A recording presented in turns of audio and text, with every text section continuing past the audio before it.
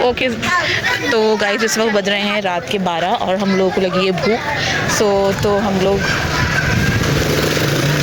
लोग जा रहे हैं कुछ खाने पीने और इन्जॉय करने, और काऊ बनी हुई हैं हर जगह। सो चलिए लेट्स गो। जी बेटा। तो गाइस हम लोग आए थे बिरयानी लेने, लेकिन बिरयानी हमें मिली नहीं। सो अब हम यहाँ खड़े हुए हैं पिज़्ज़े के इंतज़ार में। तो गाइस अब हम लोग घर की तरफ निकल चुके हैं और बस जा रहे हैं। मज़ा आया ना बस आज।